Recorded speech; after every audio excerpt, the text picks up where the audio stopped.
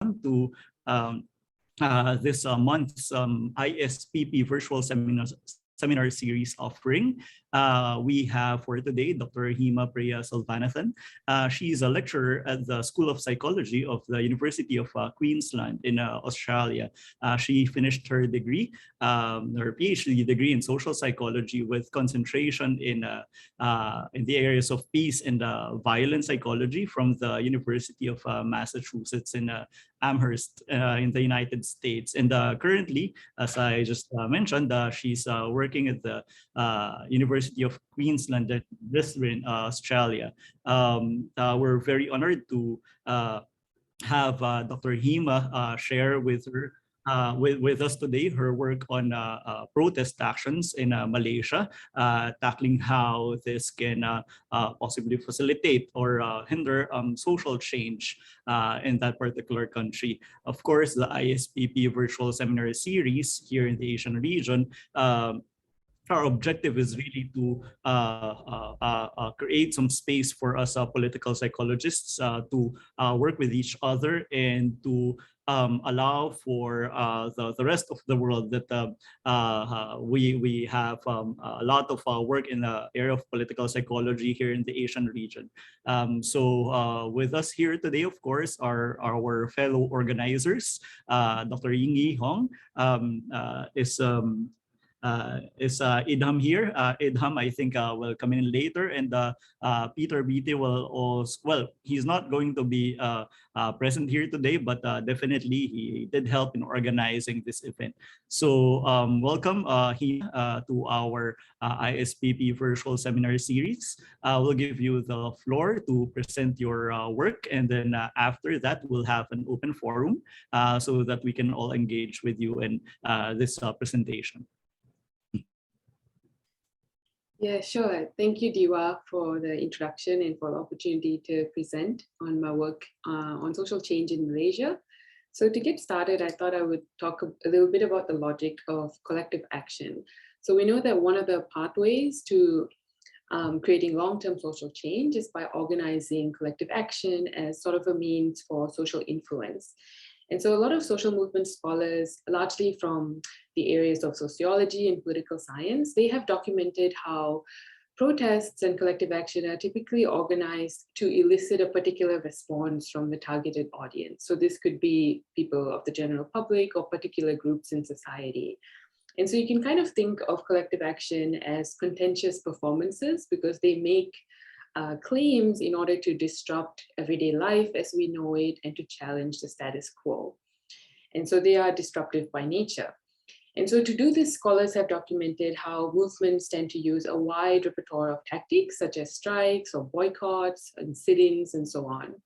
And from a social psychological perspective, which is the areas that I study, we can think of collective action as rooted in particular social identities and group processes, whereby people are essentially acting together as a group to advance the goals of their group and to address their collective grievances. And so my work is really situated in this space. And so since this series focuses on the Asia Pacific region, I thought to talk about social change in Malaysia. In particular, I'm going to be focusing on this movement called Bersih.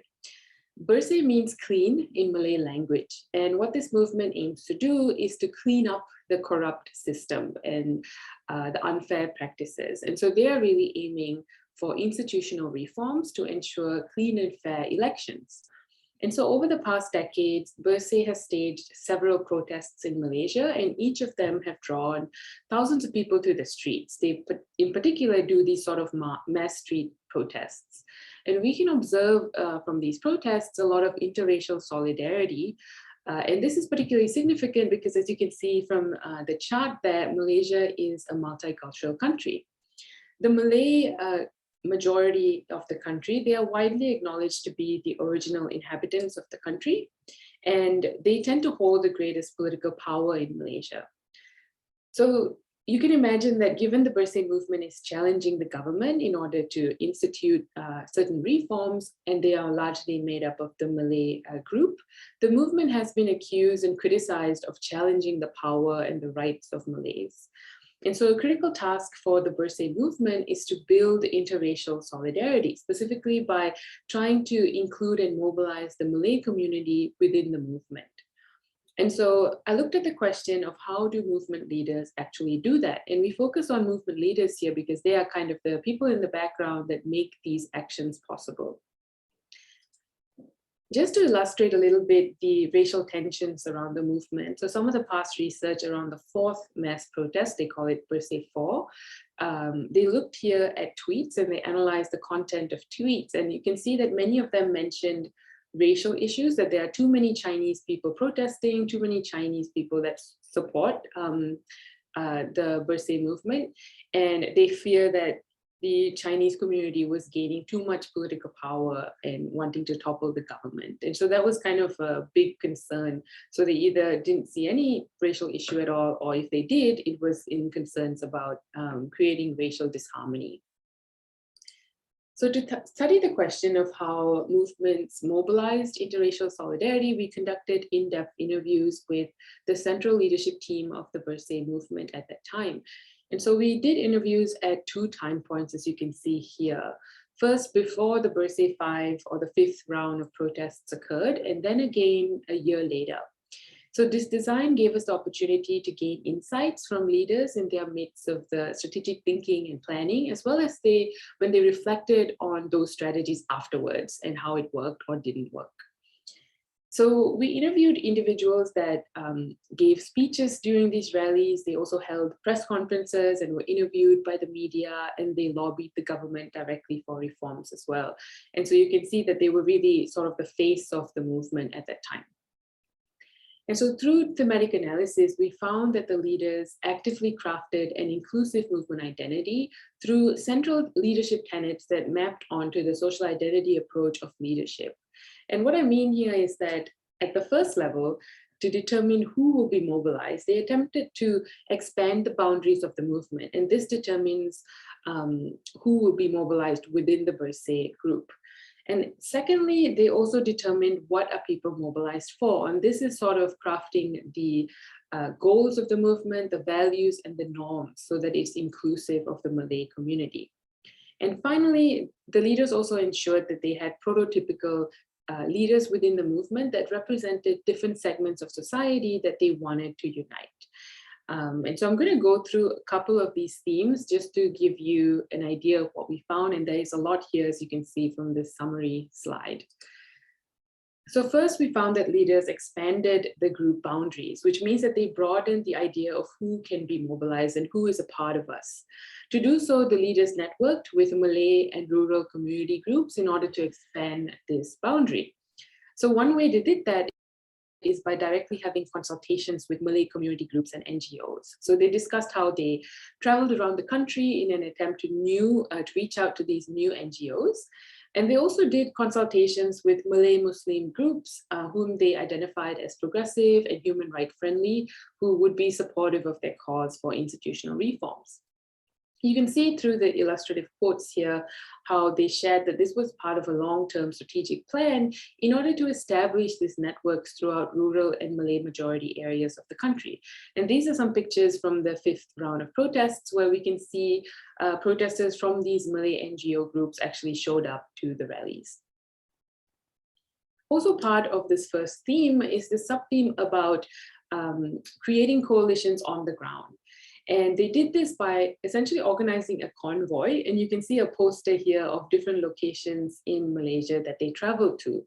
And so they wanted to visit these different regions that usually, it's not part of the movement because the movement typically is focused on the urban areas. And so they had face-to-face interactions with locals at these different areas, and to target especially the Malay rural areas of the country that were previously excluded from the movement.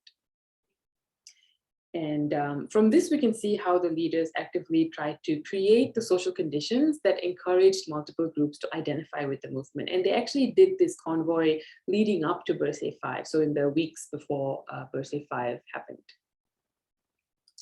The second theme, as I mentioned, was to define the content of the group. And here, one way they did that is by being multilingual. And so they used deliberate language that people could easily understand. And although in a multicultural country, Malay is recognized as a language of the nation, and other languages are also used. For example, you can see here some of the demands that are in English, Malay, Mandarin, and in Tamil, which are the big languages that reflect the multiracial population. And so this was done deliberately, in order not to alienate anyone, and in order not to be criticized as just being, a movement that catered to English speakers. And so this consideration to use at least dual languages, Malay and English, was so that people could identify with the movement, and then the goals could spread through communities that might otherwise be excluded due to language barriers. Also, as part of the content of the group here, besides using being multilingual, they also defined the goals of the group in a way that could appeal to what different segments of society wanted. So they were not just literally using different languages, but they also framed the goals in a particular way. They tried to build rhetoric around a clear unifying goal that could resonate with different groups in society. And so one of the things that they acknowledged was that, different racial groups might have different concerns and different conditions that they want to change in the country. But something that they all agreed on was the now former prime minister and his charges in corruption scandals and his involvement. So he was widely unpopular at that time. And so that was something that they could all agree on, and was a common goal that they really attempted to highlight in order to promote that unity. So now going into the last theme, where we saw that they strategically tried to present the group prototypes, which involves defining who can actually lead us, who represents our best interests. And here they ensured that they had leaders of the movement that were relatable to various groups in society. For example, here you see an image of Sharul Aman. And he was not only part of Bersih at the time as the deputy chairperson, but he was also vice president of a humanitarian Islamic NGO called Ikram. And so Sharul was then considered sort of an insider to the Muslim community, and he was providing ideas about how to expand Bersih networks. And so this theme, he also talked about how mainstream media didn't want to highlight him because he sort of seemed to spoil the storyline that Bersih was anti-Malay, Chinese. And so he talked about how it was really a conscious effort to make him the face of the movement, to show that Malays do have a leadership position within this movement. And so this movement do also stand for Malay interests. Another way that this came about is strategic leadership to help diffuse the racial tensions that occurred. In particular, the leaders spoke about the pro-government red shirts, which is essentially a counter movement that occurred against Bersih, where they were defending the government. And so they talked to us about this particular story where a confrontation occurred between the red shirts and the Bersih activists during one of the convoys. And the red shirt supporters tried to use Malay rhetoric in terms of trying to say that Bersih is challenging the rights of Malays and trying to topple the government. But the convoy leaders were also Malay. In particular, that was Pak Samad, who was is a very prominent Malay writer, and he was a big supporter of Bersih, and he was there at the time. And so being there and saying that he is a part of Bersih, it was really hard for Bersih, for the red shirts then to use that issue of race to confront Bersih, because there were prominent Malay leaders who were part of the movement. So just to quickly summarize, our findings, we think, shed light on the intentional mobilization tactics that happen at the structural level, where leaders undertake these different decision-making processes in order to build intergroup solidarity for social change. And we saw how movement leaders used racial differences as a source of strength in order to bring people together rather than a source of division. We also saw how a shared movement identity was not just a given, it didn't just happen organically, especially in a context where there are different groups in society. And the shared identity here then arose due to the strategic efforts by the movement leaders. So at the end of the day, a movement such as per se, the ultimate goal is to influence social change and to appeal to the broader public. And so in another related project, we surveyed Malaysian participants 2 weeks before the Bersih 5 protest occurred, and then 2 weeks later. And this within subjects design allowed us to study the psychological processes as they unfolded over time. And specifically, we can then see how people's attitudes before it occurred and after might change. Here's just a brief summary of what we found, and this is a conceptual model based on the statistical findings. So we found that people's attitudes before and after, of course, didn't change drastically. You can see that people's identification with the movement and their support for structural change was positively correlated with time too. But what we do find is sort of this polarizing effect of the protest. To the extent that people felt empowered, felt feeling hope and feelings of solidarity and a sense of togetherness and excitement in response to the Bersih 5 protests, the more they then identified with the movement at time too, and the more they supported structural change. But the reverse was also true, where if they experienced threat from the Bersih 5 protest, where they thought that the protest was really against Malaysian values, where they felt fear and anxiety in response to the protest, the less than they identified with the movement and the less they supported structural change. So in short, we kind of observed a polarizing effect of the protest on the general public. A key takeaway then from this is that the broader public who are not directly involved in the protest itself, none of the people we surveyed were direct participants, but they can have proximal reactions to the protests that are going on in their environment, which can then influence their subsequent attitudes. It's hardly disputed that social movements organize protests with the goal of trying to influence public opinion in certain ways. And so this research was some of the first to show how protests can be effective in eliciting particular reactions. Our findings also show, though, that it can raise backlash, right? And so this is what I'm going to talk about in the next section of my talk right now. And so in this next project, we wanted to understand how the occurrence of movements to push for social change might sometimes trigger backlash. So I've mentioned briefly about the red shirts, which are essentially, they were created in response to the Bersih movement, and they were made up of Malay supremacist groups in the country where they were defending the government. And so as a first step to kind of understand why these movements, backlash movements might occur, we looked at the role of collective psychological ownership. This involves a sense of entitlement to determine the rules or codes of conduct in a particular society. So this can be derived in various ways, but in particular, majority group members might be the first to inhabit the particular land. And so they can then claim native ownership over the country because they were indigenous to the land. And we see this happening a lot in Malaysia. Here are some pictures of the backlash protests against Bersih, and they carried signs that say, you know, Malaysia belongs to Malays, which really kind of encompasses the sense of native ownership. And this ideology of native ownership can also be observed in everyday Malaysian politics. So kind of the narrative that's there all the time. For example, one of the Malay ministers said this, in kind of a threatening way, that we can't question the rights of Malays.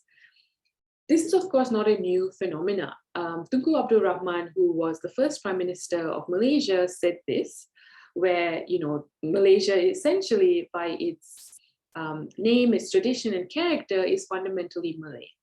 And so he's talking here about how in return, there's kind of this contract between the non-Malays and the Malays, where to live peacefully together, non-Malays kind of have to respect and appreciate the greater status of Malays in society. And this is actually also institutionalized within the Constitution of Malaysia. This is Article 153 of the Constitution, and you can see that they say it's a responsibility of the king to safeguard the special position of Malays and also other natives of the states of Sabah and Sarawak, which are the other indigenous people in the country. And so you can kind of see how the special status and rights of Malays is really ingrained within Malaysia. So we wanted to see how this relates to responses to the Bersih movement and towards the red shirt movement. So this is in a survey of Malaysians where we indeed find that Malay majority group members show a lot greater endorsement of this ideology of native ownership, saying that if you were the first to inhabit a particular land, you should have greater rights and privileges to determine the laws and norms and regulations of the particular land. They also then showed greater perceived threat from the Bersih movement and relatively more support for the red shirt counter movements as well. And our goal here was to see the relationship between these different variables. And so we put that in a model where we found that among Malay majority group members, native ownership beliefs predicted greater perceived threat in response to the Bersih 5 protests, and that in turn predicted greater identification and support for the red shirt counter movement. Taken together, these studies we think show the role of ownership beliefs and how it can explain majority group members' backlash towards social change and their support then for reactionary counter movements to defend the status quo. And you can kind of see that as the push for social change becomes more and more popular in a particular society, there will also be segments of society that mobilize in response to that. So this clearly shows the intergroup dynamics between opposing social movements. These findings, we think, also suggest that collective action can perhaps be viewed as an expression and a construction of psychological ownership. The contestations that occur during protests are rooted in direct physical acts, and we know that it's a common tactic in protests to kind of occupy public spaces, and so that's one of the ways they might challenge this sense of ownership. I want to talk a little bit briefly about the issue of fighting for Malay rights and special privileges. This is a very sensitive topic in Malaysia, as you can imagine, in particular because it's also legally sanctioned and you can't question it most of the time. Many Malays have mobilized in recent years to protect their rights in response to feeling threatened that their rights might be eroding or changing. And so here are pictures of some of the protests that have occurred, and their signs say things like, "Don't challenge the Malay supremacy, otherwise the outcome is bad," is what this one says. This is from a university that caters to predominantly Muslim Malay groups in the country, and here they're protesting the intake of non-Bumiputra, which are non-Malays. And here it explicitly says that Malaysia is Malay land. As I mentioned before, though, these special privileges of Malays are institutionalized, and I wanted to give you a couple of examples of how this has happened in our policies and laws in Malaysia. Some examples is practiced through the quota system, where there are quotas for specific scholarships, in particular for Malays, so it has to be filled by Malay people. There are also quotas in acquiring land ownership and buying houses, and there are particular discounts, as you can see here, where it has to be owned by Malays. There's also it's reflected in trade and business licenses, where it's maybe given only to Malay companies where the CEO or the leader is a Malay. And bank loans and finance options as well. And of course, in terms of representation in parliament and having political power. And so all these kind of function together at the societal level to try to preserve the special privileges and rights of Malays. In response, though, there's been recently a big push for racial equality in Malaysia. For example, there are NGOs like HOMAS, as you can see here, release a report every year to document cases of racial discrimination and to advocate for policies that will protect all Malaysians and that are need-based rather than race-based. And there have also been protests for equality in order to, dismantle some of these systems, but they remain very controversial and very sensitive. Recently, we did a nationally representative survey of Malaysians just earlier this year, and we wanted to understand race-based differences in terms of support for racial equality. And as you might expect, given the background that I've just shared with you, Malays had lower support for racial equality compared to non-Malays.